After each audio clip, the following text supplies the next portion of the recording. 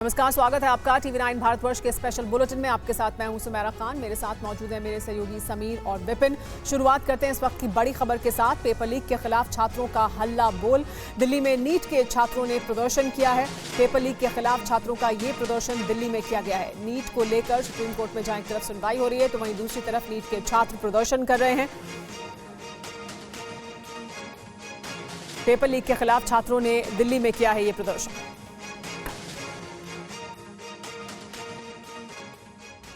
शास्त्री भवन के बाहर इस वक्त छात्र छात्राओं का प्रदर्शन चल रहा है। तस्वीरों में आप देख सकते हैं कि छात्र छात्राएं जो हैं अलग अलग संगठन के वो यहाँ पे आए हैं और जमकर नारेबाजी कर रहे हैं। आइए एक छात्रा है, इनसे बात करते हैं।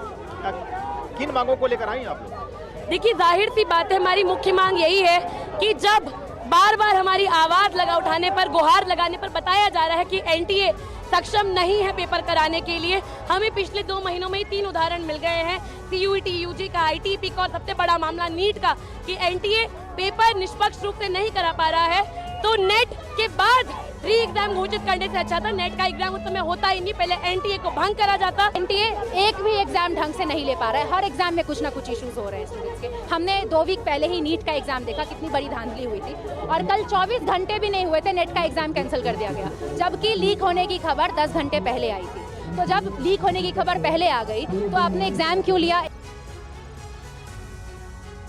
तो नीट पेपर लीक को लेकर छात्रों का गुस्सा उफान पर है। वहीं पेपर लीक के मुद्दे पर कांग्रेस पार्टी की तरफ से भी बड़ा प्रदर्शन किया गया है। दिल्ली में NSUI कार्यकर्ताओं ने सड़क पर उतरकर प्रदर्शन किया। शिक्षा मंत्री के घर के बाहर भी देखिए किस तरह से प्रदर्शन किया गया। नकली नोट उड़ाकर NSUI के कार्यकर्ताओं ने विरोध दर्ज कराया।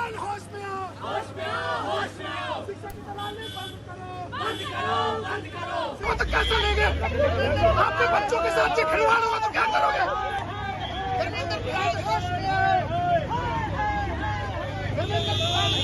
प्रधान होश में आओ।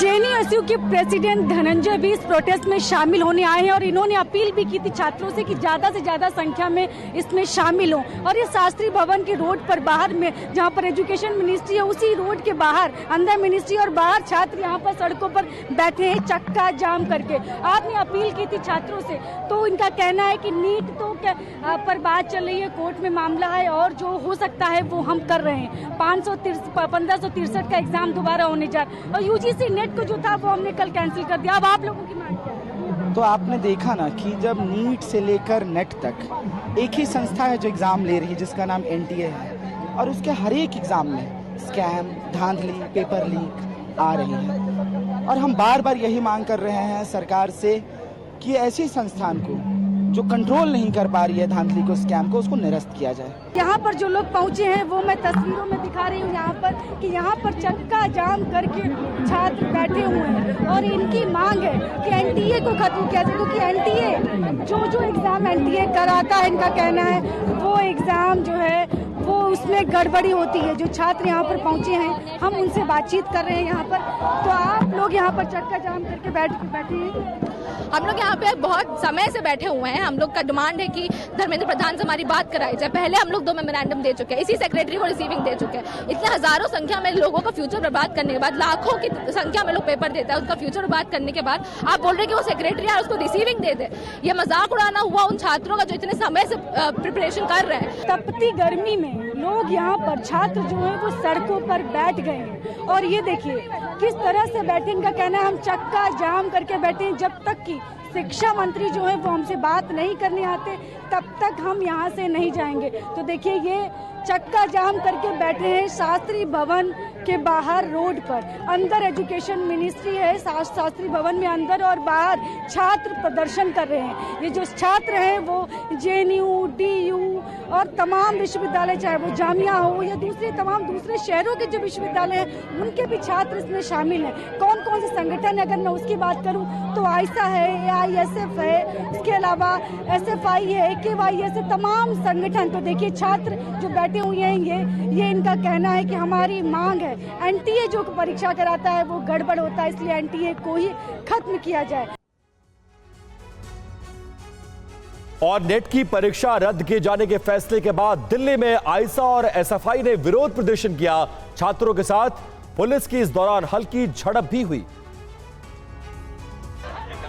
हाथ में विरोध की तख्तियां, सिस्टम के खिलाफ नारेबाजी से झलकता आक्रोश। दिल्ली पुलिस के साथ झड़प करते ये एआईएसए एसएफआई के कार्यकर्ता हैं, जिन्होंने शिक्षा मंत्री धर्मेंद्र प्रधान के आवास पर पहुंचकर यूजीसी नेट परीक्षा रद्द किए जाने के खिलाफ विरोध प्रदर्शन किया।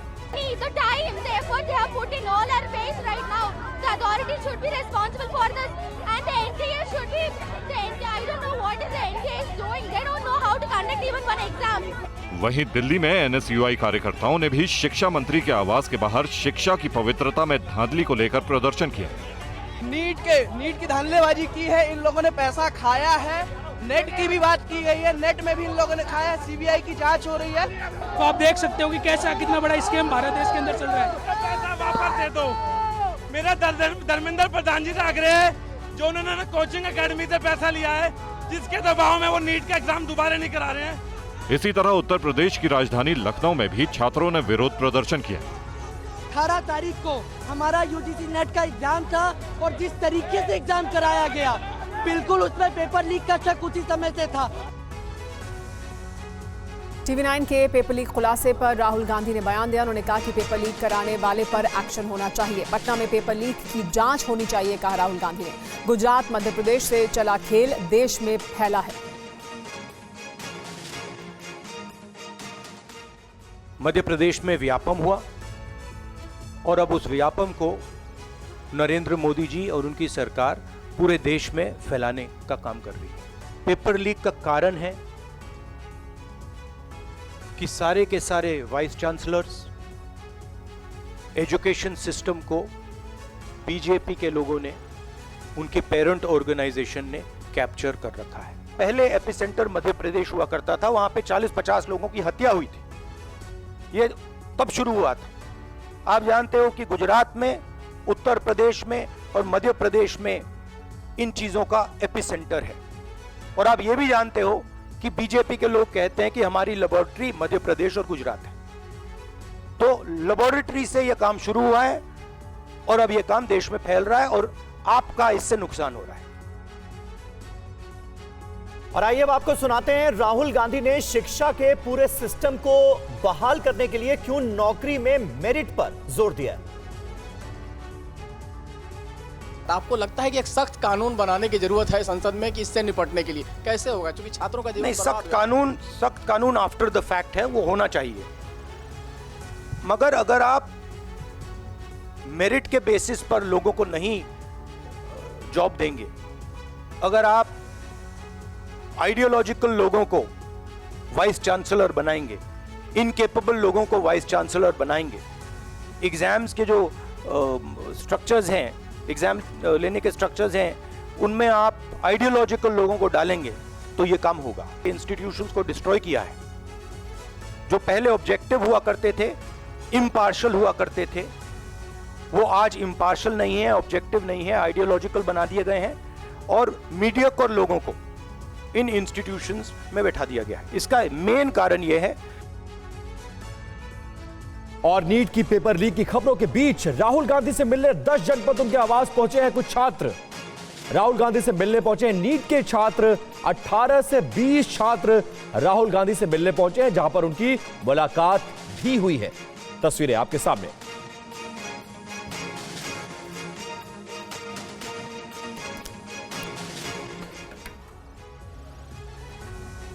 राहुल गांधी परेशान छात्रों से मिल रहे हैं, तो कई ऐसे छात्र हैं जो यूजीसी नेट रद्द होने पर काफी निराश हैं। TV9 से बातचीत में छात्रों ने एनटीए को बताया नेशनल ट्रैश एजेंसी।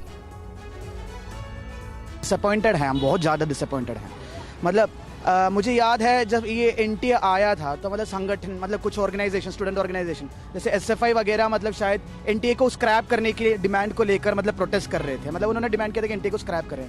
ये बिल्कुल हमें मतलब अब देखने को मिल रहा है कि ये एनटीए कैसे नेशनल ट्रैश एजेंसी बन चुका है, मतलब है बेसिकली। तो हम तो यही डिमांड करते कि ये नेशनल ट्रैश एजेंसी को हटाया जाए। इतना फ्रस्ट्रेशन, साल भर की प्रिपरेशन और मतलब इतना सारा मतलब कि पैसे लगते हैं, एग्ज़ाम सिर्फ देने जाने में 300-400 खर्च होते हैं। और मतलब कि एक किसी की भी पारिवारिक स्थिति ऐसी नहीं होती कि मतलब कि वो ऐसा अफोर्ड कर सके। Cancelling it on 1 day notice then how can we trust an agency like NTA or how can we trust the education ministry? ये जो पूरा फॉर्मेट में भी चेंज हो रहा है, ये बहुत फ्रस्ट्रेटिंग है एक स्टूडेंट के लिए कि मतलब आप हमें क्लियर इंडिकेशंस पहले नहीं देते हो, आप अचानक से सब बता रहे हो, आप रिजल्ट भी मतलब कब आएगा कुछ गारंटी नहीं है, कि हम एग्ज़ाम कब दोबारा देंगे वो भी कोई गारंटी नहीं है, तो ये बहुत ज़्यादा फ्रस्ट्रेटिंग है। और नीट पेपर लीक में बिहार के डिप्टी सीएम विजय सिन्हा ने बड़ा दावा किया है। तेजस्वी यादव के पीएस ने आरोपी सिकंदर के लिए बुकिंग कराई गेस्ट हाउस की, ये उनका दावा है। तेजस्वी यादव के पीएस प्रीतम के कहने पर सरकारी गेस्ट हाउस में बुकिंग हुई सॉल्वर गैंग के लिए। तेजस्वी यादव के पीएस प्रीतम ने गेस्ट हाउस कर्मचारी को फोन किया, ये आज एक प्रेस कॉन्फ्रेंस करके दावा किया गया है बिहार के उप मुख्यमंत्री की तरफ से। ये नीट पेपर लीक मामले पर टीवी9 भारतवर्ष के खुलासे का असर है। हाथ में नीट पेपर लीक मामले से जुड़े सबूतों के कागजात लेकर बिहार के उप मुख्यमंत्री विजय सिन्हा ने प्रेस कॉन्फ्रेंस की और दावा किया कि गड़बड़ी का कनेक्शन तेजस्वी यादव के साथ है। 1 मई को तेजस्वी यादव के आप सचिव प्रीतम कुमार के मोबाइल नंबर से रात्रि 9:07 में पथ निर्माण विभाग में कार्यरत प्रदीप कुमार के mobile number NHI guest house में सिकंदर कुमार यादवेंदु के लिए कमरे की बुकिंग कराने के लिए फोन आया था। विजय सिन्हा ने अपनी प्रेस कॉन्फ्रेंस में गेस्ट हाउस के उस कर्मचारी से भी बयान दिलवाया जिसे तेजस्वी के पीएस का फोन आने का दावा किया जा रहा है। आपको किसने फोन किया था? प्रीतम जी ने फोन किया था। प्रीतम जी कौन है? प्रीतम जी आप सचिव रहे हैं तेजस्वी जी के। प्रीतम जी ने हमको फोन किया था जो सिकंदर कुमार के नाम से कमरा बुक कराने के लिए। और नीट का पेपर पटना में लीक भी हुआ और इसके साक्ष्य और सबूत भी अब सामने आने लगे हैं। नीट का पेपर लीक हुआ, यह कबूलनामे से साफ हो गया है। आरोपी छात्र अनुराग यादव के कबूलनामे से पेपर लीक का खुलासा हो गया है। सिकंदर यादवेंदु ने पटना में नीट पेपर लीक किया, यह आरोप लगाया जा रहा और इसी पेपर लीक से जुड़े मामले को लेकर बिहार के डिप्टी सीएम विजय सिन्हा आज शाम 6 बजे हमारे खास कार्यक्रम अड़ी में नजर आएंगे।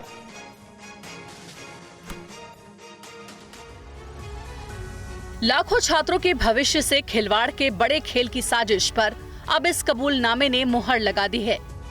ये नीट परीक्षा में आरोपी अभ्यर्थी अनुराग यादव का कबूलनामा है। इसमें अनुराग ने साफ तौर पर पेपर लीक की बात कबूली है। वहीं इस कबूलनामे से एक बार फिर सिकंदर यादवेंदु की भूमिका भी मुख्य मास्टरमाइंड के तौर पर सामने आई। इस कबूलनामे में लिखा क्या है, अब ये देखिए।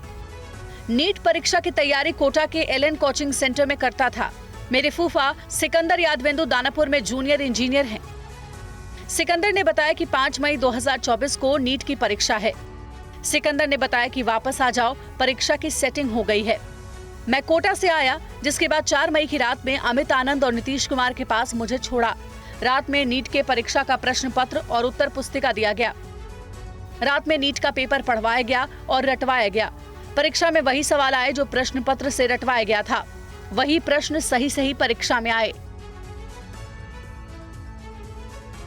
नीट पेपर लीक को एक और सबूत सामने आया है। सॉल्वर नीतीश कुमार का कबूलनामा भी सामने आ गया है। सिकंदर से 30 से 32 लाख रुपए मांगे थे नीतीश ने। सिकंदर ने कहा था कि हम 4 से 5 लड़के आपको देंगे। बीपीएससी पेपर लीक में भी जेल जा चुका है नीतीश।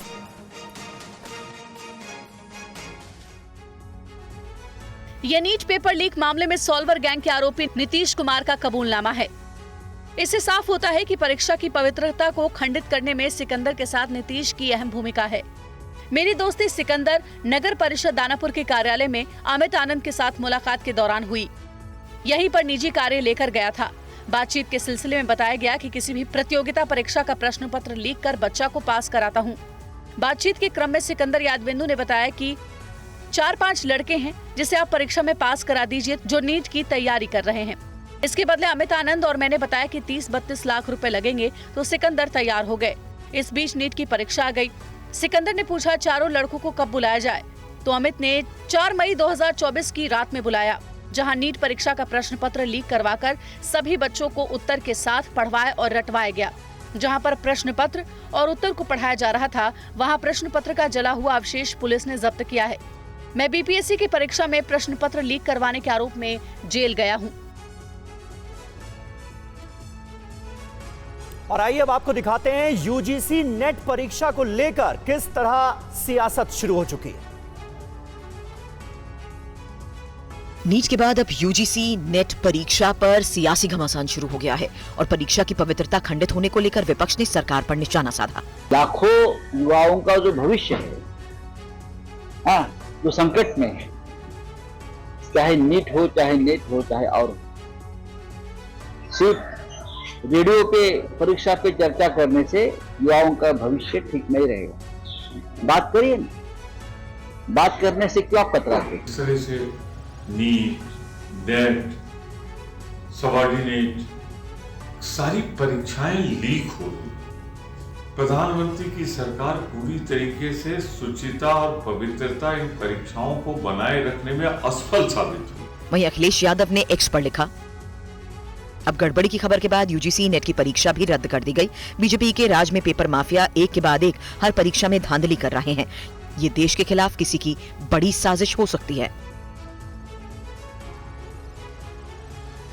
और नीट परीक्षा पेपर लीक मामले को लेकर टीवी9 भारतवर्ष के खुलासे पर केंद्रीय शिक्षा मंत्रालय का बहुत बड़ा बयान। कुमार कुंदन के सवाल पर शिक्षा मंत्रालय के गोविंद जायसवाल ने कहा कि नीट पेपर लीक मामले में बिहार ईओयू जांच कर रही है।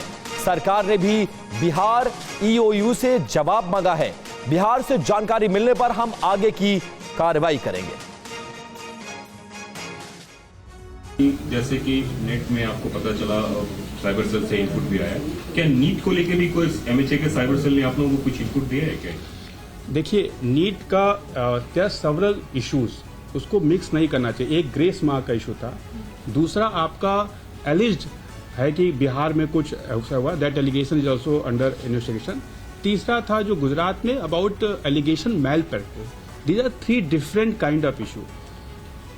Grace mark issue has been completely addressed.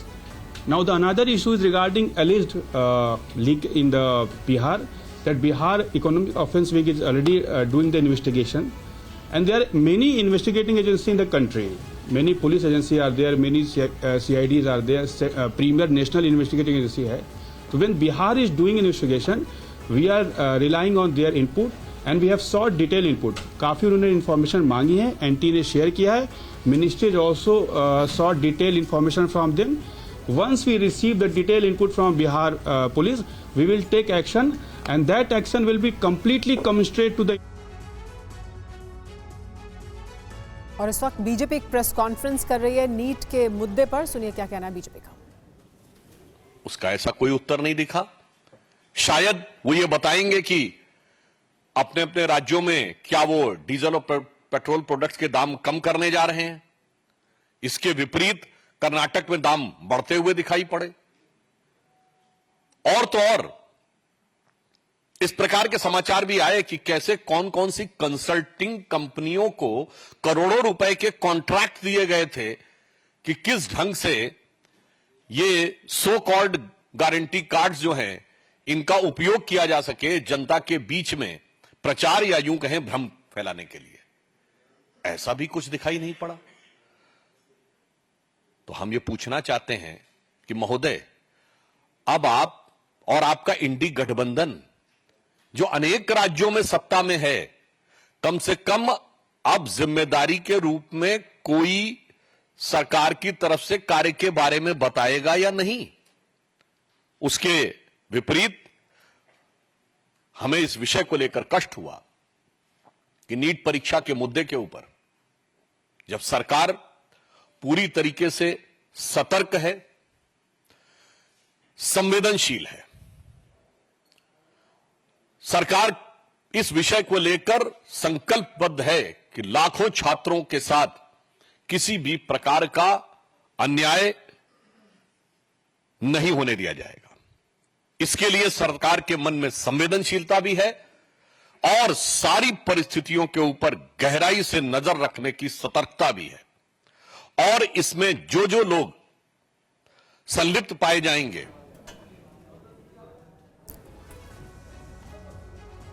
Rahul Gandhi जनता के बीच भ्रम न फैलाएं, ये भारतीय जनता पार्टी की तरफ से कहा जा रहा है। सुधांशु त्रिवेदी प्रेस कॉन्फ्रेंस कर रहे हैं। आगे बढ़ते हैं। आरक्षण पर पटना हाईकोर्ट का आज एक बड़ा फैसला आया। बिहार में आरक्षण का बढ़ा हुआ कोटा रद्द कर दिया गया है। 50% से 65% आरक्षण की जो सीमा करने का फैसला लिया गया था, उस फैसले को हाईकोर्ट ने रद्द कर दिया।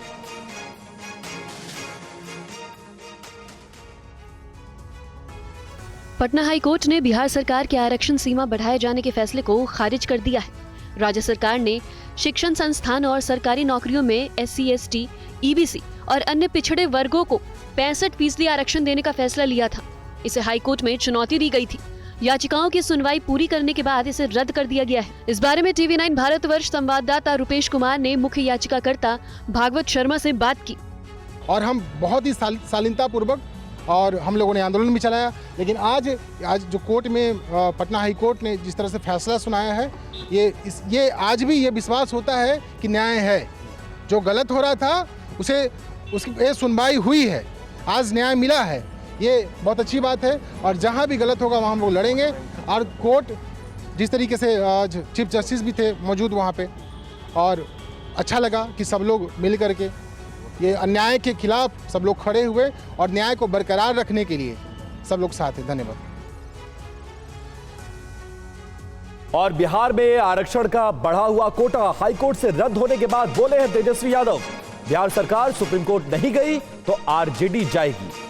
हाईकोर्ट के फैसले के खिलाफ बिहार सरकार सुप्रीम कोर्ट जाए, ये मांग भी करते हुए नजर आए तेजस्वी यादव। फैसले पर JDU और CM नीतीश कुमार चुप क्यों है, इसको लेकर सवाल भी उठाया। जाति आधारित गणना के बाद जो है आरक्षण की सीमा हम लोगों ने 75% किया, जिसमें कि अति पिछड़े समाज का, दलित समाज का, आदिवासी समाज का और पिछड़े समाज का हम लोगों ने आरक्षण बढ़ाया। और उस समय भी हम लोगों ने मांग की थी कि भाई इस आरक्षण को कैबिनेट जो महागठबंधन का था उस समय, हम लोगों ने अनुरोध किया था भारत सरकार से कि इसको शेड्यूल 9 में डाला जाए। और ये काम जो है बड़ी निष्पक्षता के साथ किया गया था, जिसको जो अधिकार था उसको हम लोगों ने अधिकार दिया। पता नहीं जदयू के लोग, माननीय मुख्यमंत्री इस पे क्यों चुप्पी साधे हुए हैं। अगर बिहार सरकार अगर सुप्रीम कोर्ट नहीं जाएगी तो राष्ट्रीय जनता दल सुप्रीम कोर्ट जाएगी और जो वंचित शोषित समाज जो है उनका अधिकार दिलाएगी। और अब बात गर्मी की। गर्मी का कहर इस बार जान पर भारी पड़ रहा है। सूर्यदेव का सितम कम होने का नाम नहीं ले रहा है और दिन हो या रात आसमान से अग्नि वर्षा हो रही है। दिल्ली की हालत बहुत ज़्यादा ख़राब है, क्योंकि जहां सिर्फ गर्मी समस्या नहीं है बल्कि परेशानी का ट्रिपल अटैक भी हुआ है। दिल्ली में बिजली की डिमांड रिकॉर्ड स्तर पर पहुंच गई है। वहीं दिल्ली के सैकड़ों लोग इस वक्त बूंद बूंद पानी के लिए तरस रहे हैं। पानी की किल्लत से जूझ रहे हैं दिल्ली के लोग। और वहीं दिल्ली से सटे नोएडा में भीषण गर्मी जानलेवा बन गई है। पोस्टमार्टम हाउस में लाशों की संख्या बढ़ गई है। 3 दिन में नोएडा में 75 शवों का पोस्टमार्टम हो रहा है। सड़क पर मिली लावारिस लाशें, पहचान जिनकी नहीं हो सकी हैं, ऐसी लाशों की संख्या भी ज्यादा है। आशंका है लोगों की गर्मी और लू लगने से मौत हुई। कई सालों का रिकॉर्ड ये गर्मी तोड़ रही है। भीषण गर्मी है, जो लू है वो काफ़ी ज़्यादा चल रही है। हीट वेव की जो रफ्तार है वो 30 से 40 किलोमीटर प्रति घंटा है। नोएडा में भी भीषण गर्मी की वजह से लोग परेशान हैं और अब लू या हीट वेव के कारण, हीट स्ट्रोक के कारण जो मौत का आंकड़ा है वो लगातार बढ़ता जा रहा है। इस वक्त हम नोएडा के पोस्टमार्टम हाउस में खड़े हैं। रोजाना यहाँ 7 से 8 लाशें पोस्टमार्टम के लिए आती थी, लेकिन पिछले 3 दिनों की बात की जाए तो यहाँ पर 3 दिनों में 75 डेड बॉडीज आई हैं पोस्टमार्टम के लिए। ये आंकड़ा बताता है कि किस तेजी से जो हीट वेव है उसकी वजह से लोगों की मौत हो रही है। आशंका जताई जा रही है कि इनमें कई लोगों की मौत लू और हीट वेव की वजह से हुई है। पोस्टमार्टम भी हुआ जिसमें जो CMO रेणु अग्रवाल है, उनका दावा है कि कुछ लोगों की मौत जो है वो ब्रेन स्ट्रोक की वजह से हुई है और हार्ट अटैक की वजह से भी हुई हैं। फिलहाल हीट वेव के कारण ब्रेन स्ट्रोक भी आता है, डॉक्टर्स का ऐसा कहना है। और कई जो लाशें यहाँ पर लाई गई हैं पोस्टमार्टम हाउस में, उनमें से ज़्यादातर लाशें लावारिस 45 लाशें हैं जिनकी पहचान नहीं हो पाई। और नोएडा के बाद दिल्ली में जून की गर्मी जानलेवा साबित हो रही है। कल शमशान घाटों पर 142 शवों का अंतिम संस्कार किया गया। पिछले 20 दिनों में लगभग 1200 शवों का दाह संस्कार किया गया है और हीट वेव की वजह से मौतों की संख्या बढ़ने की आशंका जताई गई है। दिल्ली के तमाम शमशान घाटों पर भारी भीड़ दिखाई दे रही है और इस वक्त हम मौजूद हैं दिल्ली के निगम बोध घाट पर, जो कि दिल्ली की सबसे बड़ी शमशान घाट है। और यहाँ पर अगर हम आपको संख्या बताएं तो आपको भारी संख्या में यहाँ पर लोग दिखाई देंगे और इस भारी संख्या में लोगों का मतलब है कि मौतों की संख्या भी दिल्ली में लगातार बढ़ रही है। हम आपको चारों तरफ की तस्वीरें दिखा रहे हैं और आपको लगातार देखेंगे कि यहाँ पर दाह संस्कार के लिए लोग अपने परिजनों को लेकर आ रहे हैं और यहाँ पर लगातार ये प्रक्रिया सुबह से जारी है। दिल्ली का सबसे बड़ा शमशान घाट है, लेकिन दिल्ली के अलग अलग शमशान घाटों से भी जो खबरें आ रही हैं वो सच में डराने वाली है। दिल्ली की गर्मी जानलेवा हो चुकी है और इस जानलेवा गर्मी की वजह से भी क्या लोगों की मौत हो रही है। डॉक्टरों का कहना है कि हीट वेव के केसेस अस्पतालों में लगातार बढ़ रहे हैं और लोगों की मौतें भी इससे हो रही हैं। ऐसे में गर्मी से लगातार लोगों को सावधानी बरतने की जरूरत है। TV9 भारतवर्ष के लिए विपुल के साथ दिल्ली से मैं अभिजीत ठाकुर।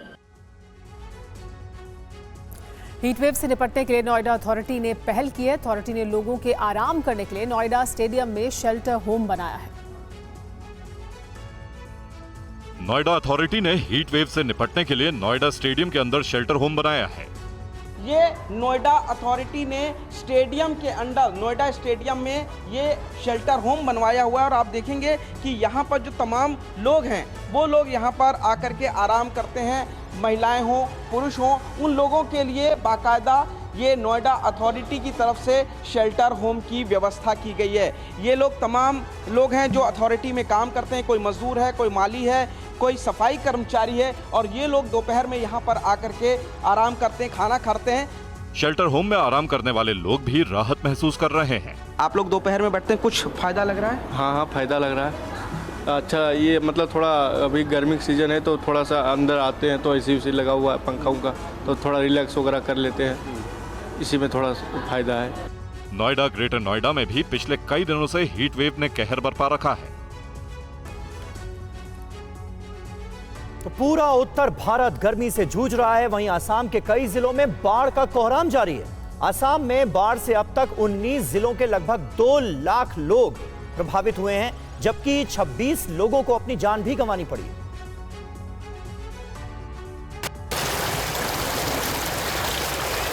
असम में बाढ़ की वजह से हालात गंभीर बने हुए हैं। राज्य के करीब 15 जिलों के 1.5 लाख से ज्यादा लोग बाढ़ से प्रभावित हैं। ताजा तस्वीरें नगांव जिले से सामने आई हैं, जहां भारी बारिश के बाद बाढ़ के हालात बने हुए हैं। जिले के 35 गांव पानी में डूबे हैं। कई जगहों पर लोग बाढ़ के पानी से जूझते नजर आए। हम लोग क्या करेंगे, अभी वो जो इसका बांध वो है उसमें 4-5 जगह में तोड़ा, इसलिए उसको पानी थोड़ा बनने से हम लोग का ये मुसीबत में फंस जाता हूँ। बहुत सारा प्रॉब्लम ही है। असम के ग्वालपाड़ा जिले के पामर बेला इलाके में बाढ़ के पानी के तेज बहाव के कारण बांस का पुल बह गया, जिससे कई गांवों का संपर्क कट गया है।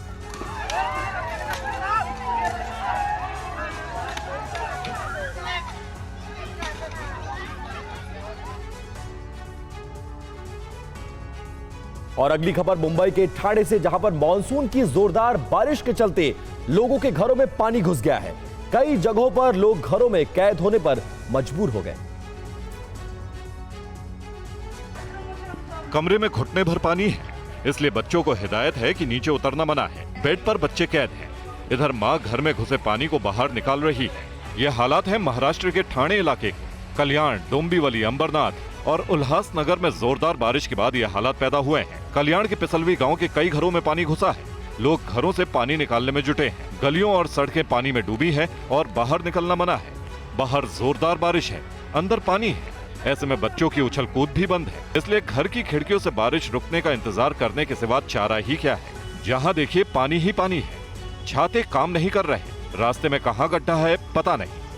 लोग पानी से होकर आने जाने को मजबूर हैं। जनजीवन पूरी तरह से ठप है। पूरे इलाके में बाढ़ जैसे हालात हैं। ठाणे की भिवंडी में भी कल रात से बारिश हो रही है। लगातार भारी बारिश के कारण भिवंडी शहर के कई इलाकों में जल जमाव की समस्या पैदा हो गई है। शहर के 3 बत्ती, बाजार और सब्जी मंडियों में 2 फीट तक पानी भरा है, जिससे लोगों को काफी दिक्कतों का सामना करना पड़ रहा है। मुंबई के पालघर में मॉनसून खूब बरसा। देहरजे नदी का जलस्तर इतना बढ़ा कि पुल नदी में डूब गया।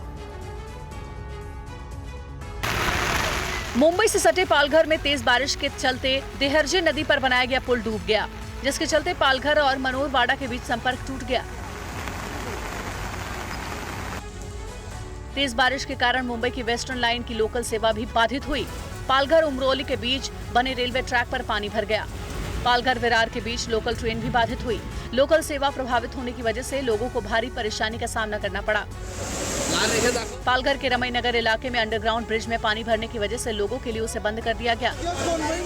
परेशानियों का सामना कर रहे लोगों ने जिम्मेदार लोगों के खिलाफ कार्रवाई की मांग की।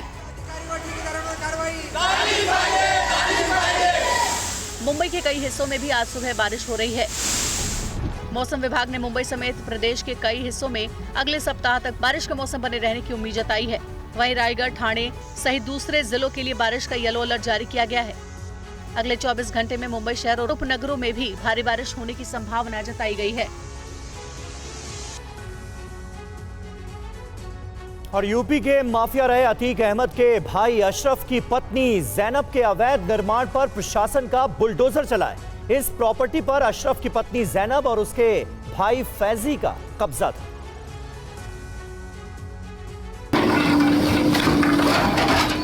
प्रयागराज में बुलडोजर कार्रवाई माफिया अतीक अहमद के भाई अशरफ की ससुराल के एक घर पर की गई। इस घर पर जिस फैजी नामक शख्स का नेम प्लेट लगा है, वो अशरफ की पत्नी जैनब का भाई है। जहां प्रयागराज विकास प्राधिकरण ने बुलडोजर चलाया। 400 वर्ग गज में बना ये आलीशान मकान कानपुर हाईवे से सटा हुआ है, जिसकी कीमत भी करोड़ों में है। जांच में पता चला कि वक्फ बोर्ड की इस जमीन को अशरफ के ससुराल वालों ने कागजों में हेर-फेर कर अपने नाम करा लिया था। जमीन पे है, क्योंकि अब साबित उन्हें करना है, उन्हें अवसर दिया गया, वो साबित नहीं कर पाए। ये वक्फ की जमीन पे निर्माण है, ओनरशिप उन्होंने अपनी साबित नहीं कर पाया। जैनब और उसके भाइयों पर वक्फ बोर्ड के केयरटेकर ने मुकदमा दर्ज कराया था। राजस्व विभाग ने जांच में ये भी पाया कि जैनब और उसके भाई ने वक्फ की जमीन पर दुकानें बनवाकर बेच दी थी और अपने लिए कोठी बना ली। वक्फ की संपत्ति पर बनी कोठी को 3 बुलडोजर के जरिए गिरा दिया।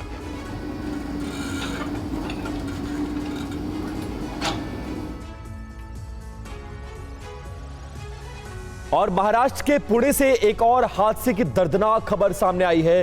हादसे में कार ने एक बच्चे को कुचल दिया। रिपोर्ट देखिए। ये तस्वीरें आपको विचलित कर सकती हैं। देखिए, ये बच्चा पुणे के दारपुर इलाके में साइकिल से जा रहा होता है। इतने में एक कार मोड़ लेती है, जिसकी चपेट में 10 साल का ये बच्चा आ जाता है। टक्कर लगते ही बच्चा साइकिल से गिर जाता है। कार रुकती नहीं है और बच्चा कार के अगले पहिए के नीचे आ जाता है। ड्राइवर दोनों पहिए उस पर चढ़ा देता है। हादसे के बाद कुछ लोग उसे बचाने के लिए दौड़ते हैं। लोगों का शोर सुनकर कार सवार भी बच्चे को देखने आता है। कुछ लोग बच्चे को उठाते हैं, लेकिन बच्चे ने मौके पर ही दम तोड़ दिया।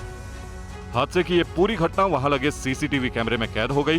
हादसे के शिकार हुए बच्चे का नाम समर्थ बताया जाता है। घटना के बाद से कार ड्राइवर फरार है। पुलिस उसकी तलाश कर रही है।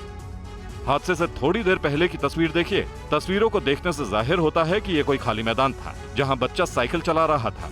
ये बच्चा आगे बढ़ता है। यहाँ पर शायद कार में सवार शख्स कार चलाना सीख रहा था। इतने में साइकिल सवार बच्चा लौट कर आता है और कार के मुड़ते ही उसकी चपेट में आ जाता है, जहाँ ये दर्दनाक हादसा पेश आता है।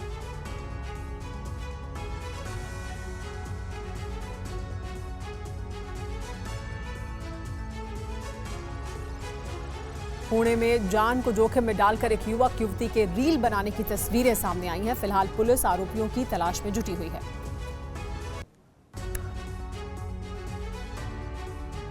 रील बनाने की सनक से जुड़ी ये तस्वीरें महाराष्ट्र के पुणे शहर से सामने आई है।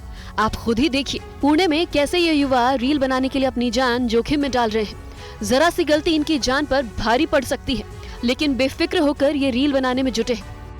आए दिन रील बनाने के चक्कर में अपनी रियल जिंदगी को खोने की खबरों के बावजूद ये युवा कुछ भी समझने को तैयार नहीं है। जानकारी के मुताबिक ये वीडियो पुणे के स्वामी नारायण मंदिर के पास का बताया जा रहा है। सोशल मीडिया पर तस्वीरें वायरल होने के बाद इस मामले में कार्रवाई की मांग की जा रही है। पुलिस भी केस दर्ज कर आरोपी युवक और युवती की तलाश में जुटी है। फिलहाल अभी तक मामले में कोई कार्रवाई नहीं हुई है। अभी 2 दिन पहले ही महाराष्ट्र के संभाजी नगर में एक युवती की मौत हो गई थी।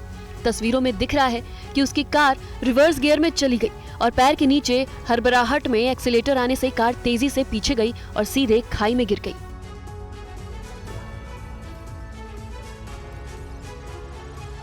और दिल्ली के राजौरी गार्डन अमन हत्याकांड में हनी ट्रैप का मामला सामने आया है। बताया जा रहा है कि गैंगस्टर्स का नया हथियार अब हनी ट्रैप बन गया है। गैंग में लेडी गैंगस्टर्स की भर्ती हो रही। दिल्ली के राजौरी गार्डन में 3 दिन पहले बर्गर किंग में अमन को गोलियों से भून दिया गया था। इस मामले में जिस लड़की की तस्वीर और नाम सामने आया है वो हिमांशु भाव की करीबी पूजा बताई जा रही है, जिसने लॉरेंस गैंग के दुश्मन को हनी ट्रैप में फंसाकर बर्गर किंग पर डेट पर बुलाया और उसकी टारगेट किलिंग को अंजाम दिया। बताया जा रहा है कि देश के 2 सबसे बड़े गैंग लेडी गैंगस्टर्स की भर्ती कर रहे हैं। मकसद हनी ट्रैप के जरिए अपने दुश्मन गैंग के गुर्गों को बाहर निकालकर मौत की घाट उतारना है। सूत्रों की माने तो लेडी गैंगस्टर की यह भर्ती सोशल मीडिया प्लेटफॉर्म के जरिए की जा रही है। गैंगस्टर हिमांशु भाव ने अपने विरोधी का सफाया करने के लिए लेडी गैंगस्टर अनु को घातक हथियार की तरह इस्तेमाल किया। करीब 6 महीने पहले अमेरिका में बैठे गैंगस्टर हिमांशु भाव से सोशल मीडिया के जरिए जुड़ी थी। सूत्र बताते हैं कि अनु राजौरी गार्डन में अमन हत्याकांड को अंजाम देने वाले शूटर्स आशीष कालू और विक्की रेडाना के साथ सीसीटीवी फुटेज में अनु नजर आ रही है। अनु पिछले कुछ दिनों से दिल्ली में ही रह रही थी। और जहरीली शराब पीने की वजह से तमिलनाडु में 25 लोगों की मौत की खबर है। कई लोग अब भी जिंदगी और मौत से अस्पताल में संघर्ष कर रहे हैं।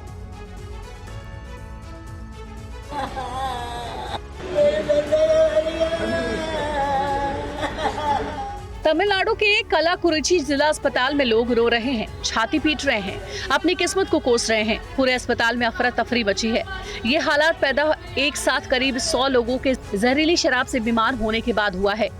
बताया जा रहा है कि अस्पताल में करीब 30 लोगों की मौत हो चुकी है, जबकि 60 लोगों की हालत नाजुक बनी हुई है। कलाकुरुची जिला कलेक्टर MS प्रशांत ने जिले के सरकारी मेडिकल कॉलेज अस्पताल में इलाज करा रहे लोगों से मुलाकात की और पर्याप्त इलाज मुहैया कराने का आश्वासन दिया है। इस बीच पुलिस ने भी कार्रवाई शुरू कर दी है। जहरीली शराब के मामले में पुलिस ने कई लोगों को गिरफ्तार किया है। मुख्यमंत्री MK स्टालिन ने भी इस घटना पर दुख व्यक्त किया है। सोशल मीडिया पर जारी अपने पोस्ट में उन्होंने कहा है कि अवैध शराब के कारोबार को रोकने में विफल रहने वाले अधिकारियों के खिलाफ कार्रवाई की गई है। इस मामले में अपराध में शामिल लोगों को गिरफ्तार कर लिया गया है।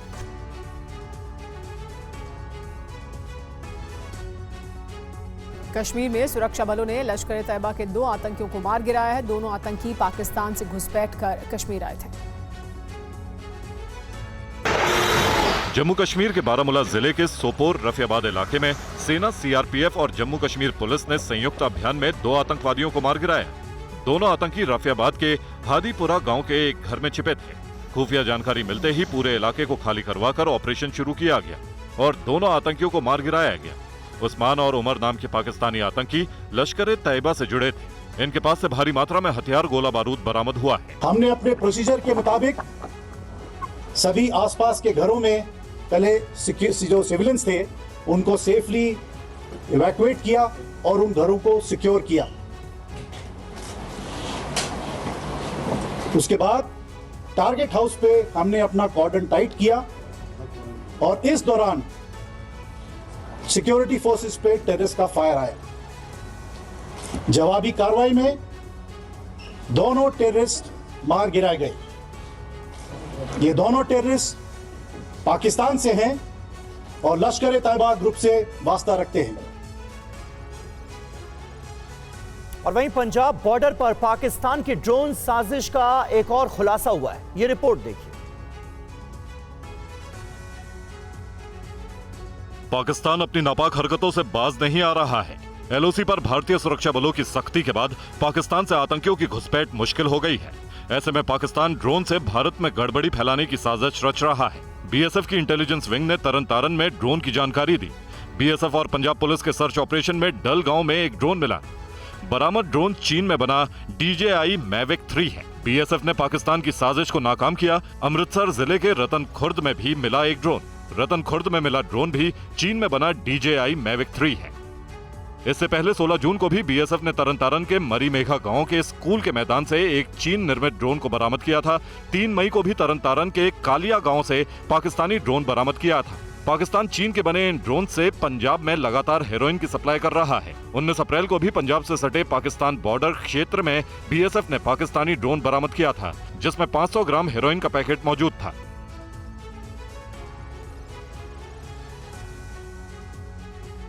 और पाकिस्तान क्रिकेट टीम के T20 वर्ल्ड कप के पहले राउंड से बाहर होने के बाद एक सनसनीखेज खबर सामने आई है। पाक क्रिकेट टीम पर अब मैच फिक्सिंग का गंभीर आरोप लगा है।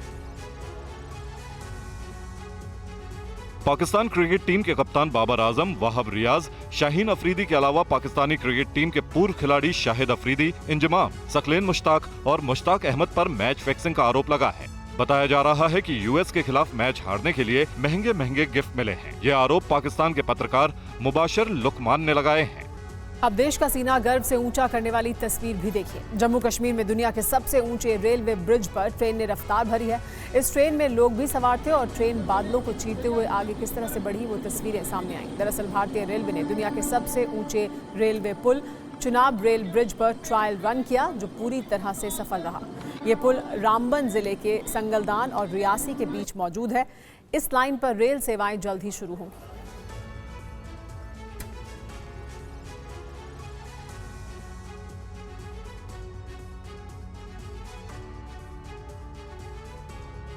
और नीट परीक्षा पेपर लीक मामले में आज बिहार के उप मुख्यमंत्री ने जो खुलासे किए थे, उस पर मनोज झा आरजेडी के सांसद क्या कह रहे हैं, सुनिए। मैं बोल रहा हूँ नीरव मोदी नरेंद्र मोदी के भाई हैं, इसलिए उनको बचा रहे हैं।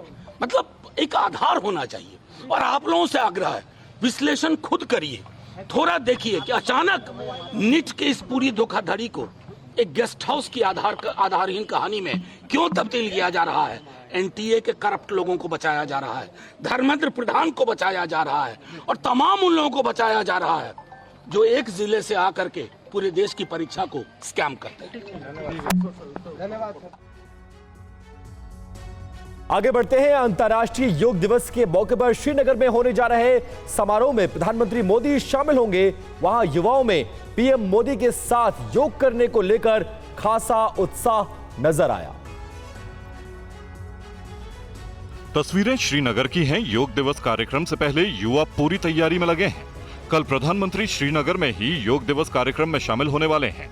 इस समय मेरे साथ मौजूद है कश्मीर की वो बेटियां जो आप तस्वीर में देख रहे हैं, जो कि कश्मीर का भविष्य है। और कल देश के प्रधानमंत्री नरेंद्र मोदी के साथ डल झील के किनारे योगा करते हुए आपको दिखेंगी। इस तरफ आप तस्वीरें दिखाएं मेरे कैमरा पर्सन, तो आप देख सकते हैं किस तरह लगातार उन्हें योगा सेशंस दिए जा रहे हैं। और क्योंकि ये कल प्रधानमंत्री नरेंद्र मोदी के साथ श्रीनगर के SKCC जो कि डल झील के सटीक वाला इलाका है, वहां पर सुबह सवेरे योगा करेंगे।